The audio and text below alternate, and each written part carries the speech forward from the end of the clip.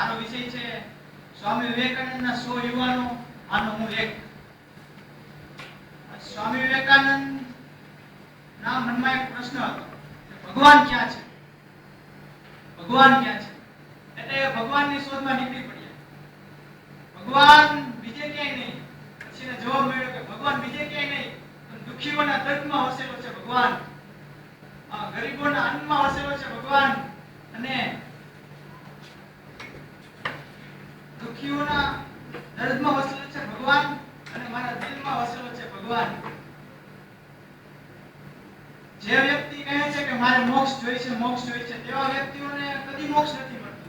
પણ તેને મોક્ષ મળે છે જે બીજા માટે જીવે છે અને બીજા માટે બીજાની સેવા કરે છે, એવા વ્યક્તિઓને મોક્ષ મળે છે. સ્વામી વિવેકાનંદ તો ત્યાં સુધી કહે છે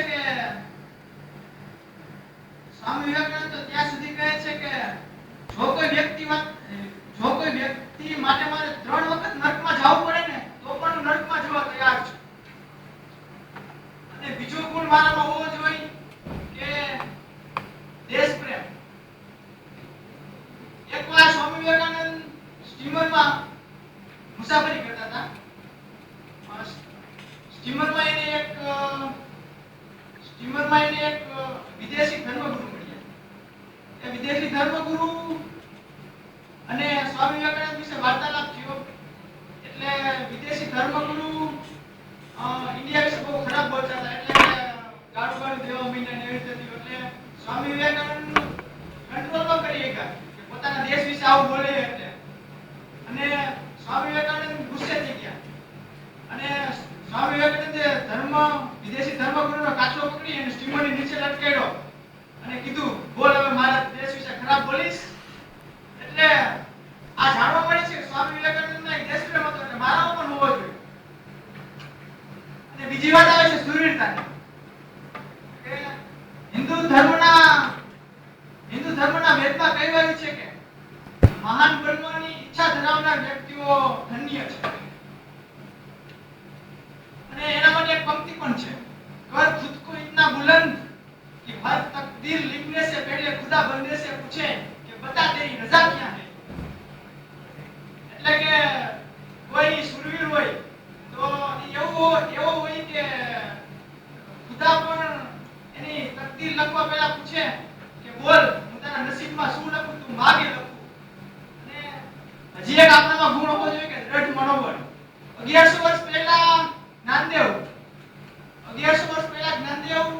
એક શેરીમાં જતા હતા અને શેરીમાં એને એક ઓટલો મળ્યો.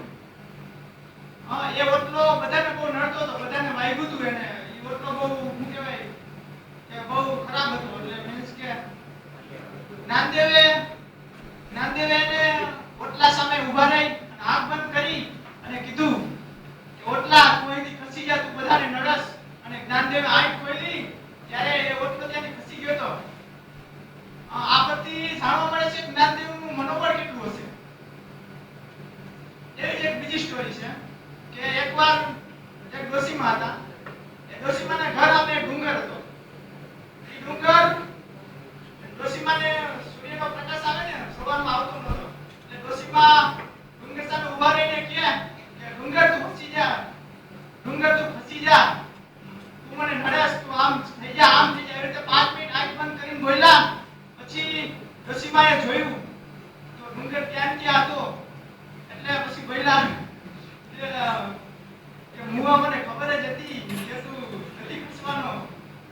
એટલે ડોશીમાને પેલા અંદરથી એવું નહોતું કે એને ખસી શકશે. એટલે એ નો કહેશો. જો ડોશીમામાં જ્ઞાનદેવ જેટલું પ્રબળ દ્રઢ મનોબળ હોત તો ડુંગરને પણ ખસવું પડે. બસ કદમ અસ્થિર હોય એને કદી રસ્તો નથી જડતો, અડગ મનના મુસાફરને હિમાલય પણ નથી નડતો. બસ આ બધા સદગુણો વાતમાં હોવા જોઈએ. બસ જય હિન્દ, જય ભારત, જય ભારત.